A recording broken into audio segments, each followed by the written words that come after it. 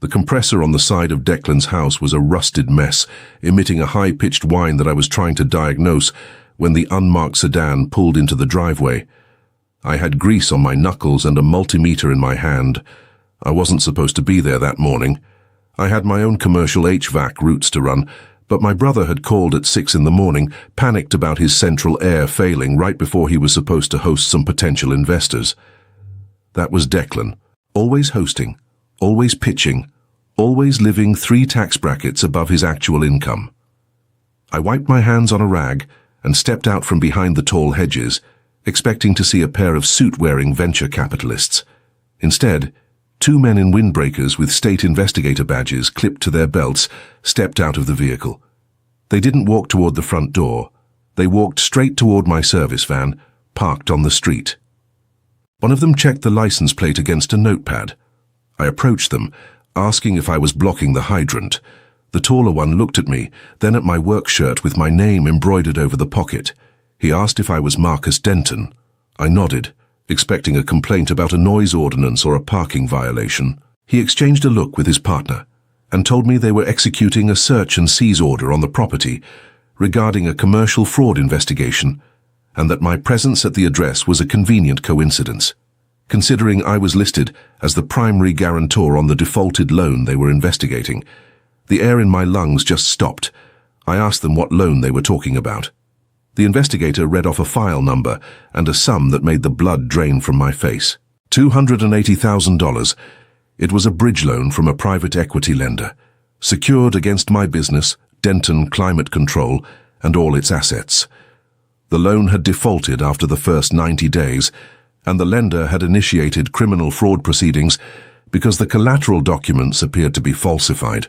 I stood there on my brother's manicured lawn, the multimeter still beeping faintly in my hand, as the front door opened and Declan walked out, wearing a tailored linen shirt, freezing mid-step when he saw the badges. Declan didn't look at the officers. He looked at me. In that single fleeting glance, I saw exactly what he had done. There was no confusion in his eyes, only the terrified calculation of a man who realized his timeline had just collapsed. The investigators intercepted him, presenting the warrant. They weren't there to arrest him on the spot.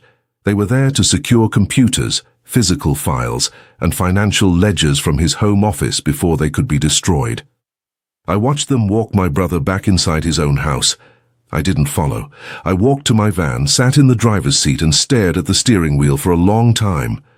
My business was everything. I had spent 8 years building it from a single used van to a fleet of 4, securing lucrative maintenance contracts with server farms and medical storage facilities in the county. I had pristine credit. I paid cash for my equipment. I had spent my entire 20s avoiding the kind of flashy, leverage-heavy lifestyle Declan worshipped, and now somehow my name was anchored to a $250,000 debt that was in active default. I drove straight to my bank. I sat in the lobby for 40 minutes before a branch manager would see me. When he pulled up my profile, his monitor showed a maze of red flags. The private equity lender, a firm called Apex Capital, had already filed a lien against my commercial accounts. My operating capital was frozen. I had payroll due in 3 days. I had a $12,000 order of Freon and compressor parts waiting at the supply house, and my company cards were declining. The manager looked at me with a mixture of pity and suspicion.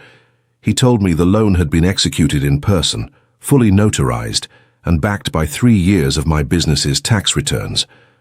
I demanded to see the paperwork. He couldn't provide it, as it was a third-party loan, but he gave me the contact information for the underwriter at Apex. I spent the rest of the day in my office, ignoring the ringing dispatch line, staring at the wall. My brother had access to my tax returns because 2 years ago we had briefly discussed buying a duplex together as an investment. I had sent him a PDF of my financials to see what we could qualify for.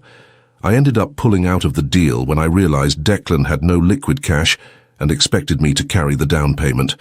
I thought that was the end of it. I had grossly underestimated his desperation. That evening, Declan showed up at my warehouse. He looked exhausted, the polished veneer completely stripped away. He didn't come in shouting or demanding things. He walked in looking small, carrying a cardboard tray of coffees, playing the victim. He set a cup on my desk and started talking fast. He told me it was just a placeholder. He said he had needed the capital to secure a lease on a commercial property he was flipping, and his own credit was temporarily tied up. He swore he was going to refinance it out of my name within 60 days, that I was never supposed to know, and that the only reason it defaulted was because a contractor ran off with his money. He begged me not to confirm the fraud with the investigators. He said if I just signed a post-dated acknowledgement, he would find a way to pay it back, keeping us both out of court. I listened to him without saying a word. I looked at the brother who had spent our entire lives taking the biggest piece of the pie and leaving me the crust. He wasn't apologizing for stealing my identity. He was apologizing for getting caught. I realized then that if I agreed to his plan, if I claimed that signature, I would be legally bound to a debt that would bankrupt my company in a month. I told him to leave the keys to the warehouse on the desk and get out. He tried to argue, his voice rising, calling me ungrateful, reminding me of the times he had covered for me when we were kids.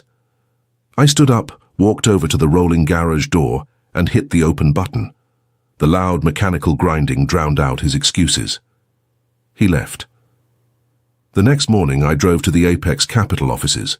They were located in a sleek, glass-fronted building downtown, a stark contrast to my cinder-block warehouse. I didn't ask for a meeting. I just sat in their waiting room until a junior loan officer named Elise finally agreed to see me to avoid a scene. Elise was sharp, cautious, and clearly unhappy to be dealing with the fallout of a fraudulent account. I sat across from her and told her I didn't sign the documents. I told her my brother stole my tax returns and forged my signature. Elise slid a thick manila folder across the desk. She opened it and turned a heavy, stapled contract toward me. She pointed to the signature line. It was perfect. It wasn't a clumsy imitation. It was a flawless replication of my signature, right down to the slight drag of the pen on the final letter. But that wasn't the worst part. Next to the signature was a notary stamp, dated and signed by an independent notary public.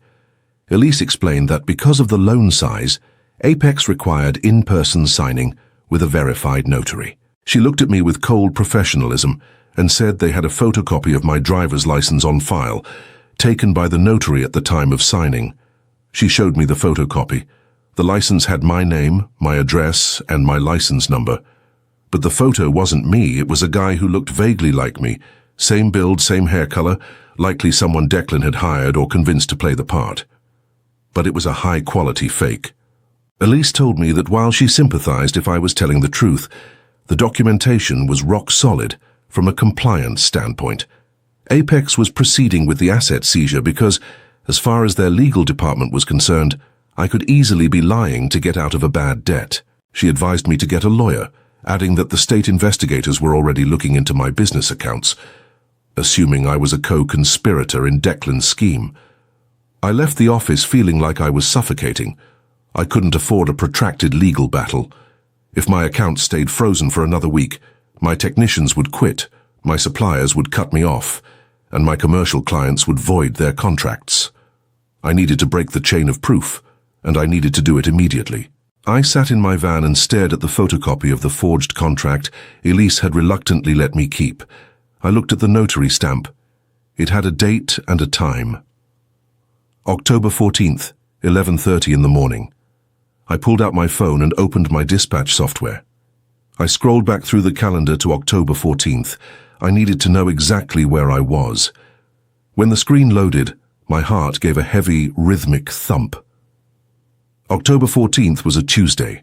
That morning, I was leading a critical installation for one of my biggest clients, a data center managed by a man named Aaron. The facility housed servers for local hospitals and financial institutions. Security was absolute. I started the van and drove straight to the data center. It was a fortress of concrete and cooling towers on the edge of the industrial park. I badged in at the front gate and asked to see Aaron.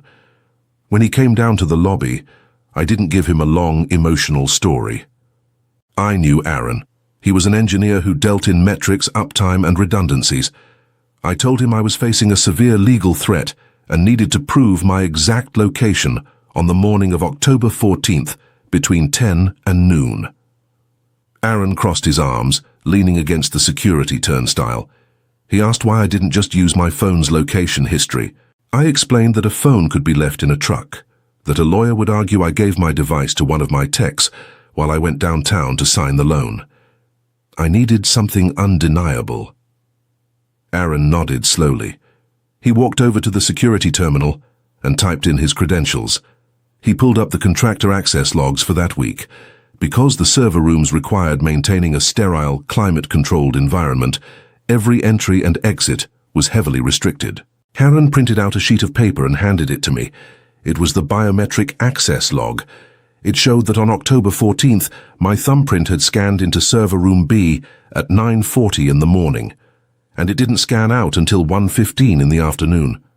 For those 3.5 hours, I was locked inside a windowless room wrapped in a Faraday cage, calibrating humidity sensors. Furthermore, Aaron pointed out, the server room had continuous closed-circuit recording to ensure contractors didn't touch the hardware. He couldn't give me the footage directly due to client confidentiality, but he promised to export the time-stamped video and hand it directly to the state investigators if they subpoenaed it. It was the lifeline I needed, but it wasn't enough to stop Apex Capital from destroying my business in the short term. The state investigation could take months, and I didn't have months. I needed to force the lender to drop the lien immediately. I drove back to my warehouse and logged into my fleet management portal. Every van I owned was equipped with a heavy-duty GPS tracker for insurance purposes. It tracked location, engine idle time, and door openings. I pulled the data for my primary van on that same day. The GPS confirmed the van sat in the data center parking lot from 9:30 to 1:30 without moving an inch. I printed everything, the dispatch tickets, the GPS telemetry, the biometric log summary Aaron had given me. But I needed one more piece. I looked at the notary stamp on the contract again. The name was public record. I looked her up. She operated out of a strip mall shipping center on the other side of town. I drove there. The bell chimed as I walked in. A woman in her 50s looked up from a stack of cardboard boxes. I didn't accuse her of anything. I just placed the photocopy of the fake ID and the contract on the counter. I introduced myself as the real Marcus Denton. I watched her face drain of color.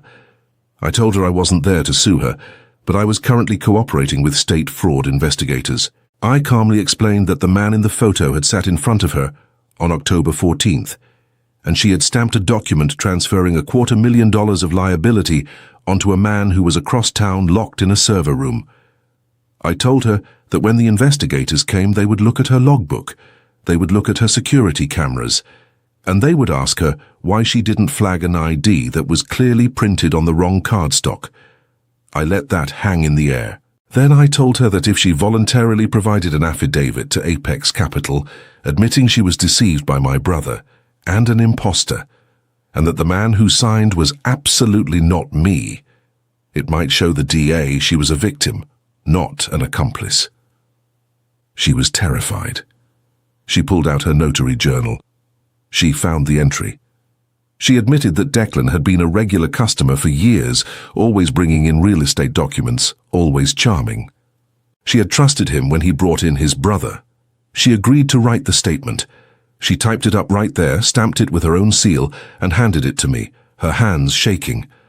I now had a chain of proof that was utterly mechanical and entirely bulletproof.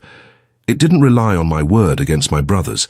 It relied on satellites, thumbprints, and the sworn admission of the very notary who validated the fraud.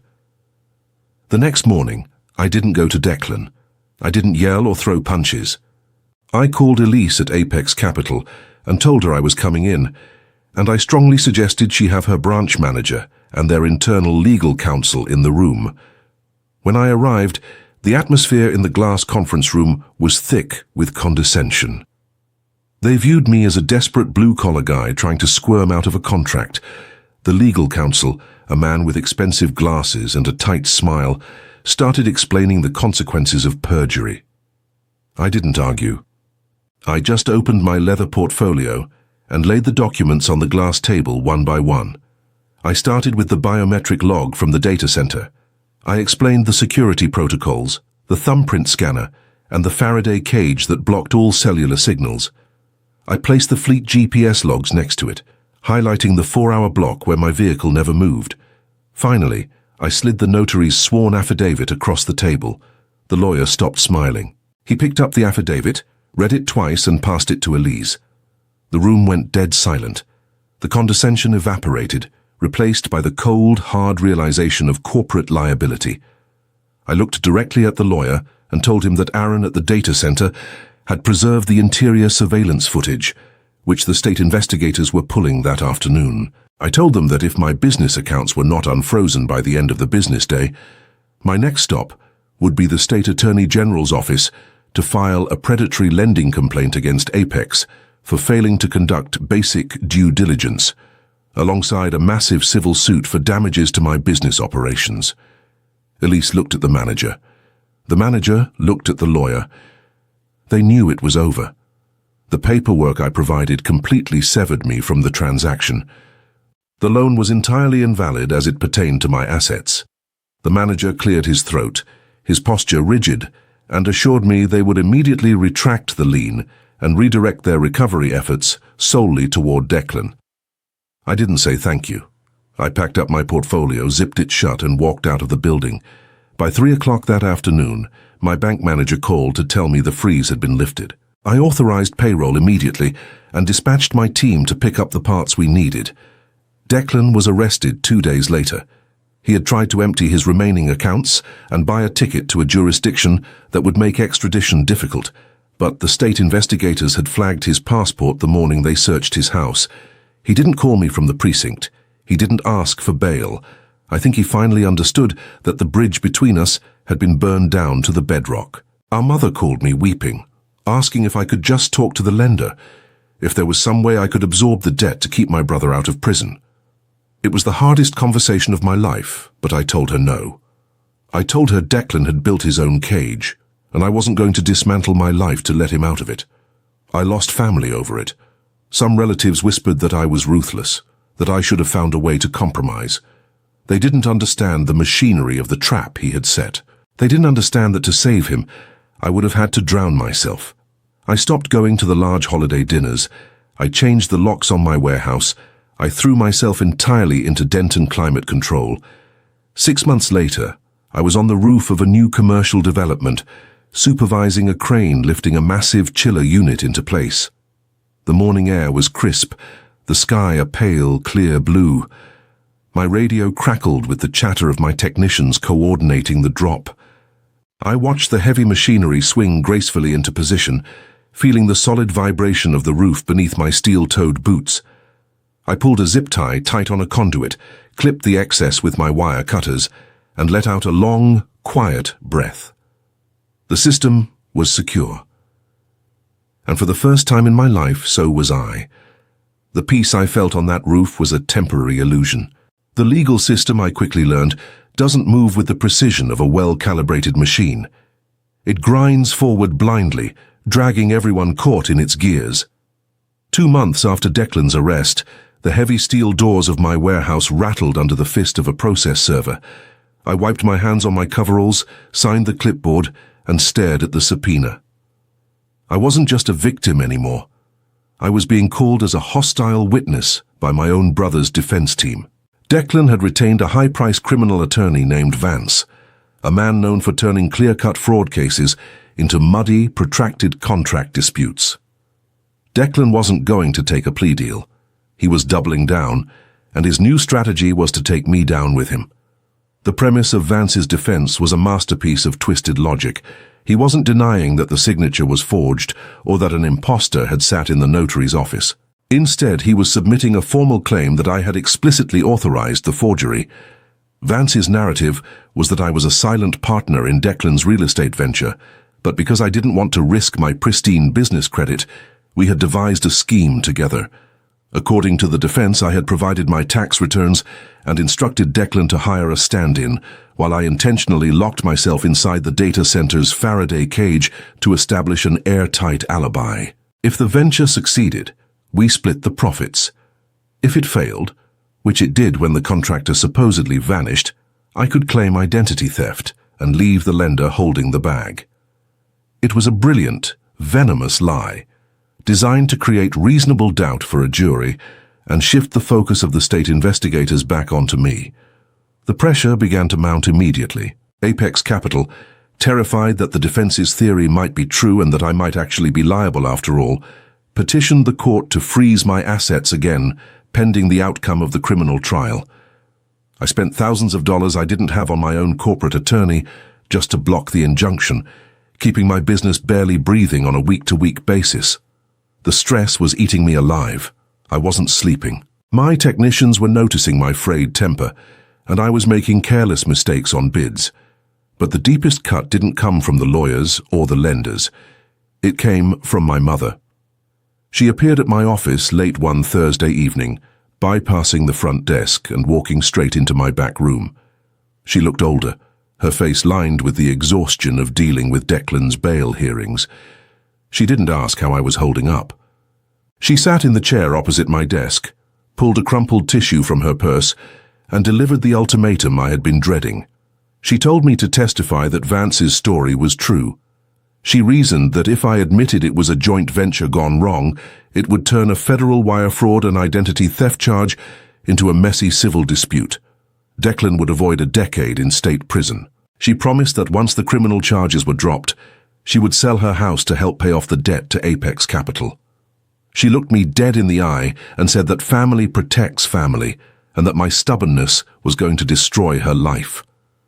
I sat there looking at the woman who had always rushed to smooth over every disaster my brother had ever caused. I realized she actually believed him. Or worse, she didn't care what the truth was as long as her golden child was spared the consequences. I told her that confessing to a felony conspiracy I didn't commit would strip me of my commercial licenses, bankrupt my company, and likely put me in a cell right next to him. Her response was chillingly casual. She said I was a survivor, that I had built my company from nothing once and could do it again, but that Declan was fragile and wouldn't survive prison. I asked her to leave. When she refused, raising her voice and calling me a traitor, I had to physically walk out of my own building, get in my truck, and drive aimlessly for hours just to keep from losing my mind. The deposition took place 2 weeks later in a sterile, fluorescent-lit conference room downtown. Vance was a shark in a tailored suit, projecting an aura of absolute confidence. He sat next to Declan, who wore a pressed grey suit and stared at the table, refusing to make eye contact with me. My own lawyer sat beside me, gripping his pen tightly. The state prosecutor was also present, watching the exchange closely. Vance started by projecting the emails from 2 years ago onto a screen, the emails where I had sent Declan my tax returns to discuss buying the duplex. He used them to paint a picture of a long-standing, secretive financial partnership between us. Then, he leaned forward and presented his star piece of evidence. A series of text messages from a burner phone, allegedly sent by me to Declan on the morning of October 14th, instructing him to go ahead with the notary appointment while I went into the server room. My blood ran cold. The text messages were printed on a thick stack of paper. They read like a script, perfectly outlining the fake alibi Vance had described. I looked at the phone number at the top of the printout. It wasn't mine. Vance smiled a predatory smile and stated they had cell tower records, proving the burner phone had been purchased with cash at a convenience store 3 blocks from my warehouse, 2 days before the loan was signed. He asked me under oath if I had bought the phone to coordinate the fraud. I vehemently denied it, but I could see the state prosecutor taking furious notes. The seed of doubt had been planted. If they could convince a jury that I had bought that phone, the entire chain of proof I had built with the data center and the GPS logs would be inverted, transforming my alibi into evidence of premeditation. I left the deposition feeling like the walls were closing in. Declan hadn't just forged my signature. He had spent the last 2 months on bail meticulously fabricating a digital paper trail to frame me. I drove back to the warehouse in silence. I spread the copies of the deposition documents across my desk.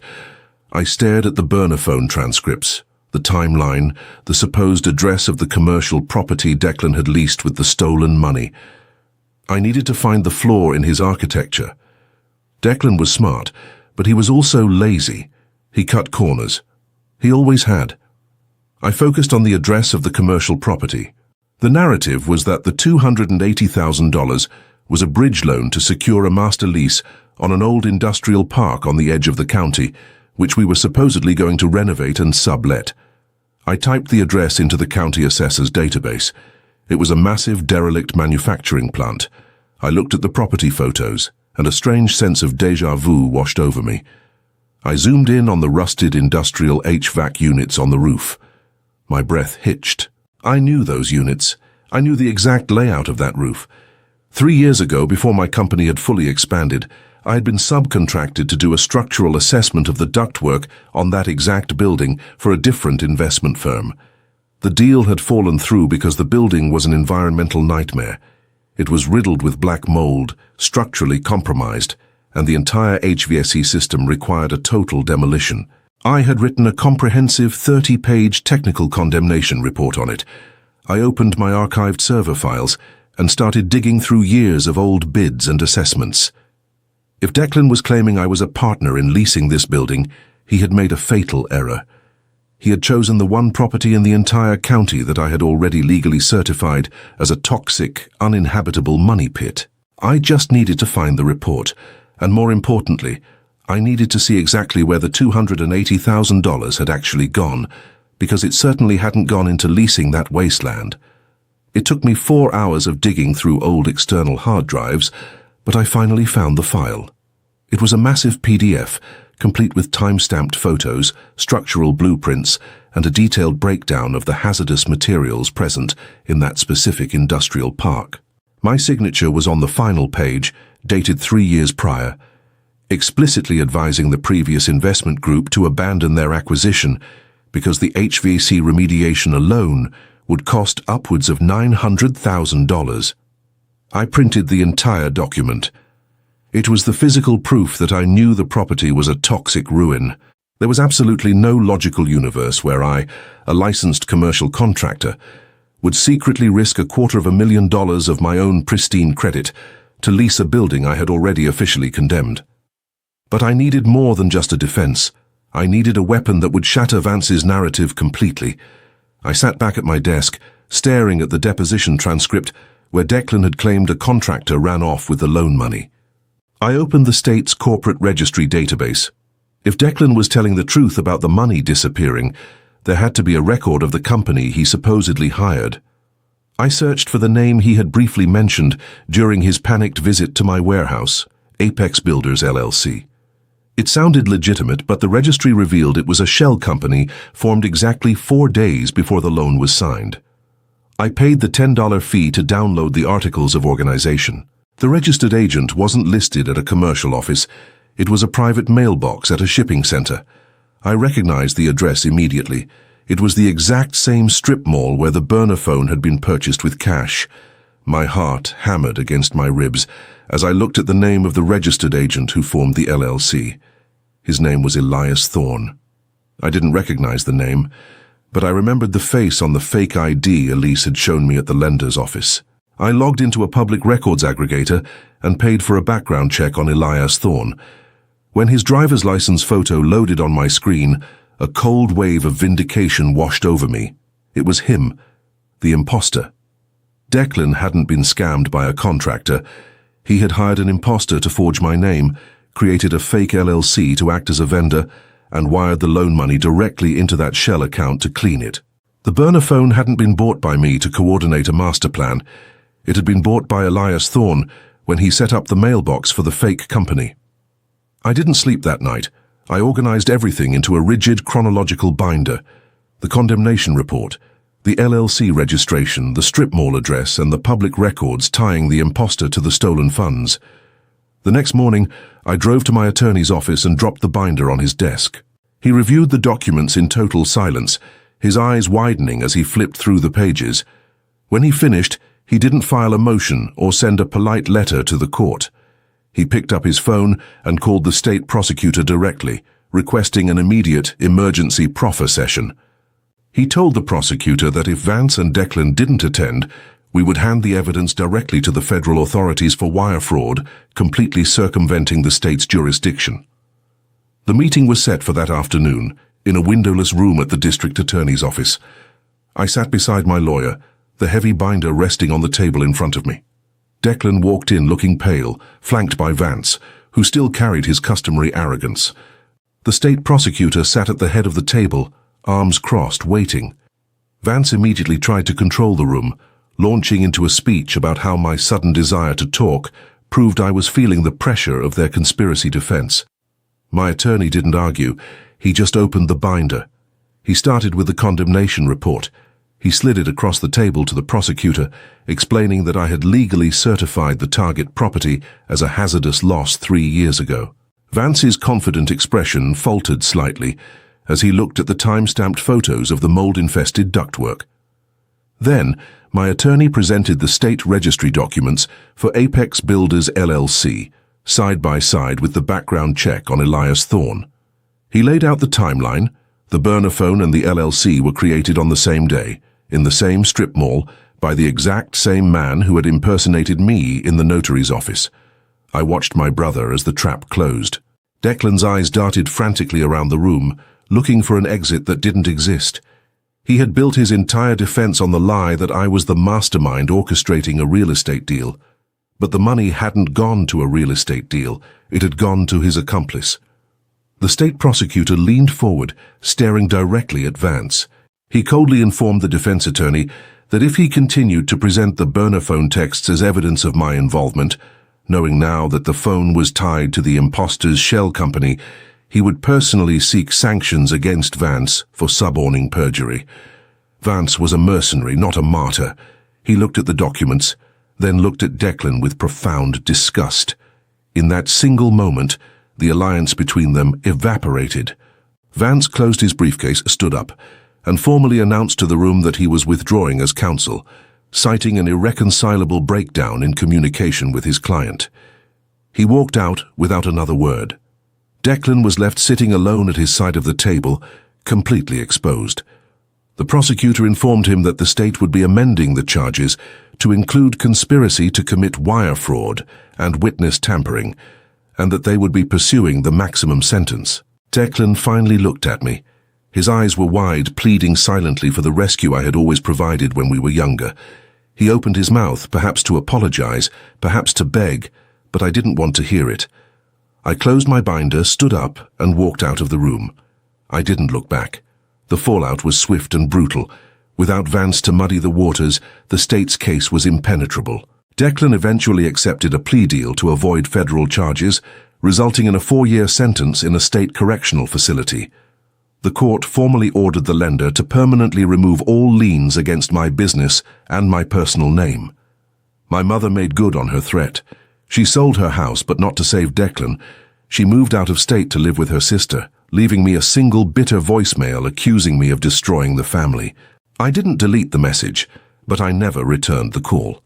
She had made her choice, and I had finally made mine. A year later, the chaos had completely settled into a quiet, profitable rhythm. I had secured 3 new major contracts, expanding my fleet to 6 vans. The stress that had once threatened to break me had hardened into a quiet resilience. It was late on a Friday evening in November. The dispatch board was clear, and my technicians had all gone home for the weekend. I walked through the cavernous space of my warehouse, the concrete floor swept clean, the shelves neatly stocked with copper coils and heavy-duty compressors. I checked the locks on the rolling doors, feeling the cold, solid steel under my hand. I walked to the main breaker box, flipped the heavy switch to kill the warehouse lights, and stepped out into the crisp night air. I locked the front door, got into my truck, and drove home in total silence, completely at peace with the quiet life I had fought so fiercely to protect.